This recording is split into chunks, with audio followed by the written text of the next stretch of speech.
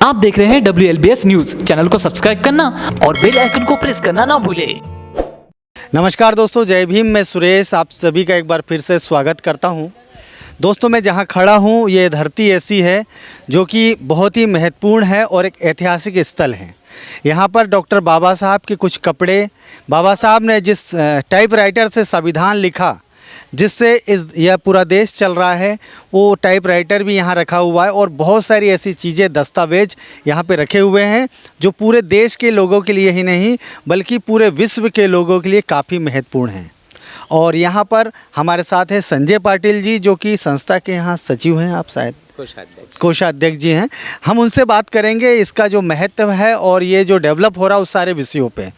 संजय जी, सबसे पहले तो आपका बहुत बहुत स्वागत है। जय भीम सर सभी को।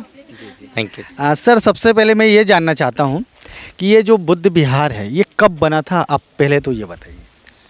सर, ये बौद्ध विहार का ये जो ज़मीन है और ये जो जगह है ये 1957 में मातोश्री गोपिकाबाई बाजीराव जी ठाकरे उन्होंने 11.5 एकड़ 11 एकड़ 36 डिसमिल 57 में डोनेट की।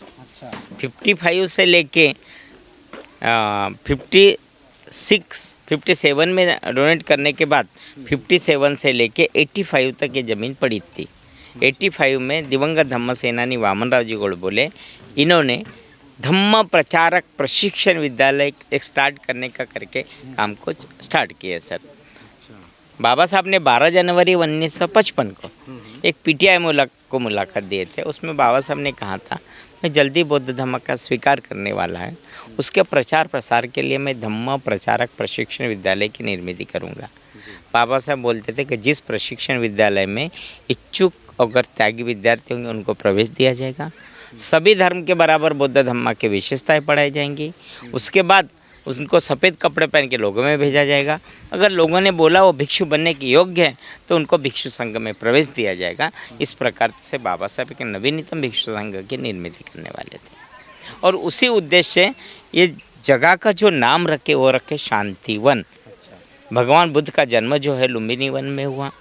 जेतमन में उन्होंने वर्षावास के 25 साल निकाले।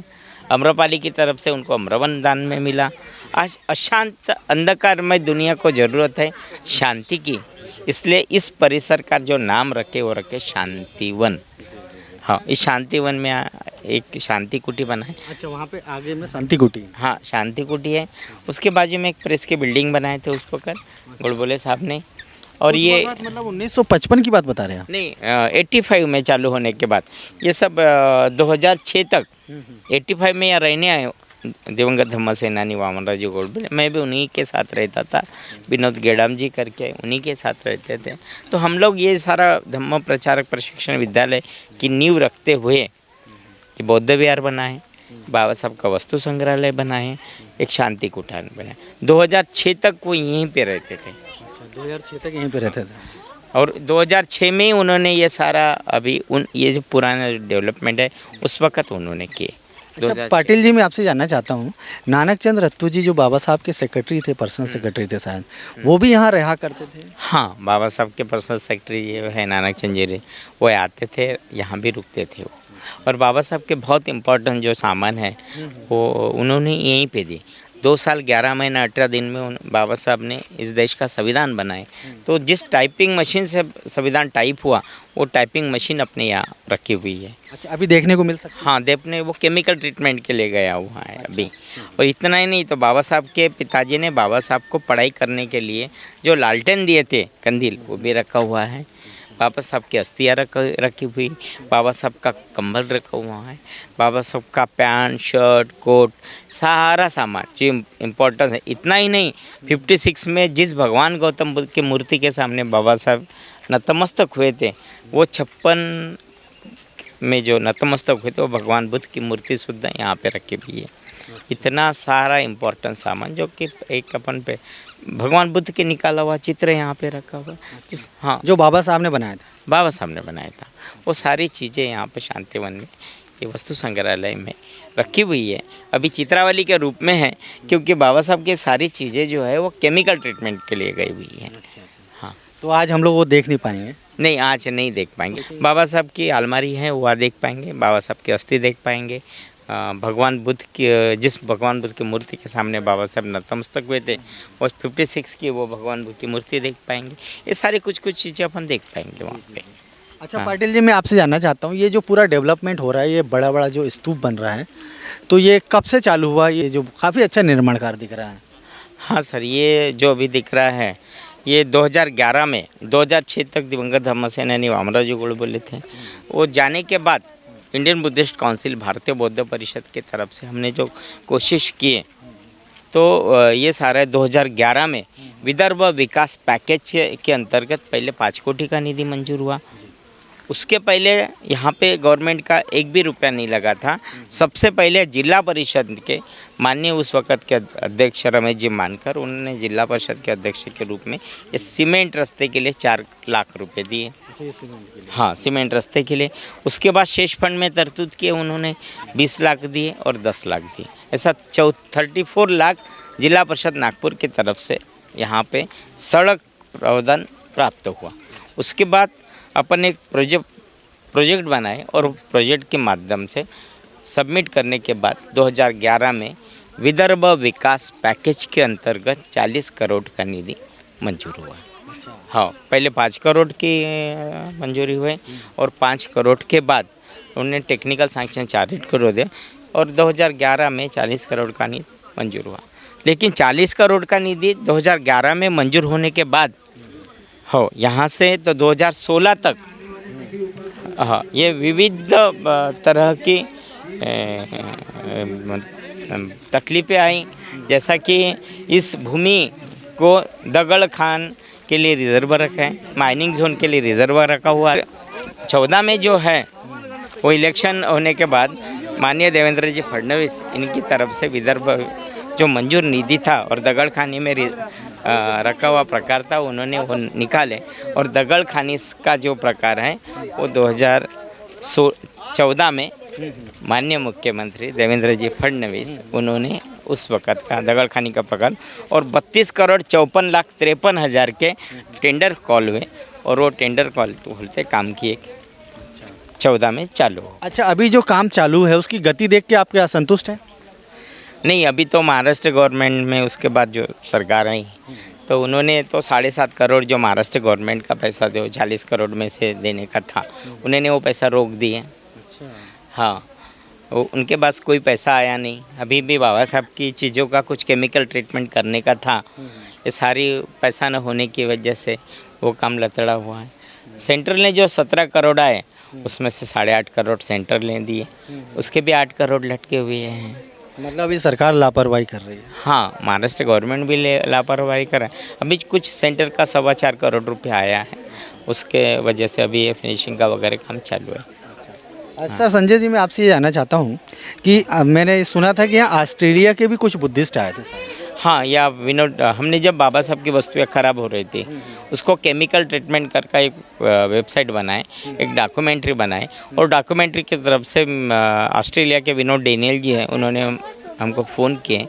विनोद डेनियल जी आपको वो 3 बार आके गए कि उन्होंने बोले कि बाबा साहब की जो चीज़ें हैं वो लोगों को देखने को मिलना चाहिए करके उन्होंने वो बोल रहे थे कि मेरी तरफ से मैं केमिकल ट्रीटमेंट के लिए हेल्प करूँगा। मतलब पाटिल जी, ये कितनी अच्छी बात है।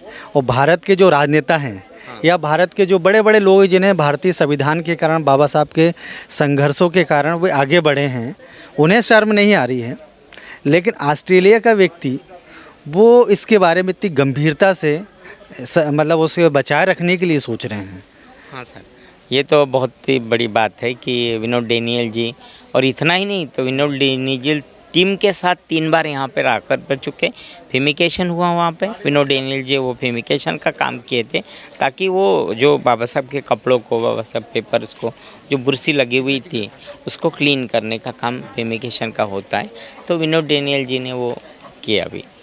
अभी सर, ये जो अपना ये जो मैं दर्शकों को दिखाना चाहता हूँ, इसी स्थल में, इसी आवास के अंदर में बाबा साहब के जो कपड़े हैं उनकी अस्थियाँ भी हाँ बाबा साहब की अस्थियाँ भी रखी हुई हैं। हाँ, उनकी अस्थियां भी और सारी चीज़ें जो टाइपराइटर ये सारी चीज़ें इसी के अंदर सुरक्षित रखी गई है, लेकिन काफ़ी चीज़ केमिकल ट्रीटमेंट के कारण वो अभी दिल्ली गई हुई है।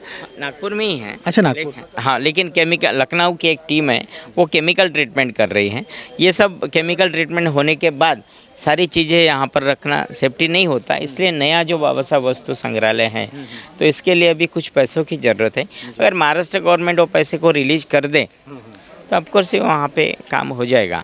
लेकिन महाराष्ट्र गवर्नमेंट 2014 में जो पैसा आया 40 करोड़ मंजूर में से 7.5 करोड़ रुपए भी अभी तक महाराष्ट्र गवर्नमेंट ने दिए नहीं, और उसके बाद कोई पैसा नहीं है महाराष्ट्र गवर्नमेंट। चलिए पाटिल जी, हमारी आवाज़ पूरे देश के लोग देख रहे हैं और जो भी जवाबदार अधिकारी या हमारे नेतागण हैं, शासन के लोग हैं, वो भी देख रहे हैं। उन्हें सोचना चाहिए कि भारत देश के जो संविधान निर्माता है उनके जो धरोहर जो है उसे सुरक्षित करने के लिए उन्हें गंभीरता लेना चाहिए। सर, अंदर कुछ होगा तो हम देखते हैं। चलिए, ये आप सबसे पहले ये फ़ोटोएँ देख सकते हैं। ये बाबा साहब की फ़ोटो गुलाब नागदेव जी ने निकाले थे। बाबा साहब को ये फ़ोटो पसंद आई थी। बाबा साहब ये फ़ोटो 56 में लेके जाने वाले थे, लेकिन बाबा साहब समय पे फ्लाइट से गए, इसलिए ये फ़ोटो जो है अपने पास रहेगी। और दिवंगत धम्म सेनानी वामनराव जी गोडबोले ने यहाँ पे रखे हुए थे।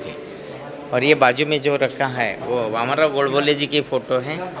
हाँ, लिखा हुआ है वहाँ पे। उनका जन्म 1922 हाँ। में हुआ था। हाँ, अभी उनका शताब्दी साल आने वाला है सर।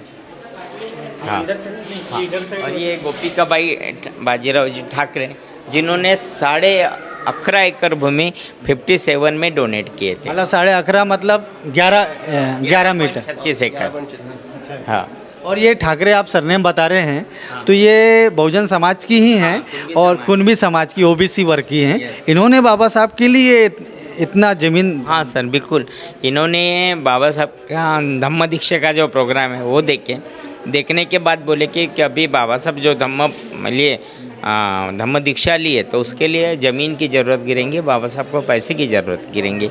तो उन्होंने अपने इससे वो ज़मीन बाबा साहब को रखना चाहिए करके बाबा साहब के धम्म प्रचारक प्रशिक्षण, उन्होंने जो दान पत्र बनाए अभी भी हमारे पास रखा हुआ है, उस दान पत्र में स्पष्ट लिखा हुआ है इस भूमि में धम्म प्रचारक प्रशिक्षण विद्यालय और बौद्ध विहार के लिए ही दान कर रही हूँ, मतलब किसी और काम के लिए, किसी और काम के लिए पर्पज़ लिख के उन्होंने दान पत्र दिया हुआ है। हाँ, और 57 की बात है। हाँ, बाबा साहब के, हाँ बाबा साहब से वो प्रभावित हुए। हाँ, बाबा साहब की दीक्षा देखी है उन्होंने, और दीक्षा देखने के बाद उन्होंने डिसाइड किया। इसका नाम क्या है? मादायिका गोपिकाबाई बाजीराव जी ठाकरे। हाँ, चलो ये सारा बाबा साहब के जो है कपड़े फ़ोटो रूप में रखे हुए हैं। हाँ, फोटोज है क्या?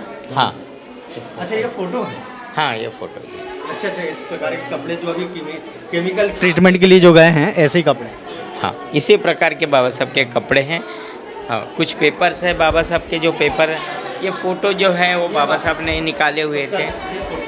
दोस्तों, ये जो फोटो आप देख रहे हैं ये बाबा साहब ने चित्रकारी से निकाली थी। बाबा साहब चित्रकला सीखे, उन्होंने अपने पास पेन डॉट वगैरह सारा सामान बाबा साहब का रखा हुआ है। और हमारे जी आप ये दिखाइए, ये मराठा पेपर बाबा साहब का जब निधन हुआ था उस समय मराठा पेपर ने जो प्रकाशित किया है वो पेपर की आप जो मुख्य पृष्ठ है आप देख सकते हैं। ये हाँ, बाबा साहब का जब महापरिनिर्वाण हुआ था धनुर्धारी इस अखबार ने उनके बारे में जो लिखा है आप देख सकते हैं। मराठा पेपर का उस वक़्त, ये 56 का है वो उस वक़्त का। अच्छा, हाँ, ये तथागत बुद्ध की उन्होंने फोटो और बाबा साहब के इस प्रकार से। इसमें बाबा साहब की अस्थियाँ रखी हुई हैं। अच्छा, इसके अंदर में। हाँ, हाँ, और इतना ही नहीं, वही भगवान बुद्ध के मूर्ति के सामने बाबा साहब 56 में नतमस्तक भी थे। ये भगवान बुद्ध की, ये बाबा साहब की चेयर रखी हुई है। अच्छा, ये दोनों अलमारियाँ बाबा साहब की हैं, उनकी डायरी भी रखी हुई है। दोस्तों, ये जो बाबा तथागत बुद्ध की जो आप मूर्ति देख रहे हैं, इसी को साक्षी मानकर उनके सामने बाबा साहब ने 5 लाख से ज़्यादा लोगों को बौद्ध धर्म की दीक्षा नागपुर की दीक्षा भूमि में दिलाई थी। और यहाँ पर संजय पाटिल जी जो कि इस समिति के कोषाध्यक्ष है वो बता रहे हैं यहाँ बाबा साहब की कुछ अस्थियाँ भी रखी हुई है। हाँ सर, ये सारा सामान जो बाबा साहब का है, ये अलमारी उसी समय की? हाँ उसे बाबा साहब ने यूज की हुई, अंदर डायरी भी बाबा साहब की है।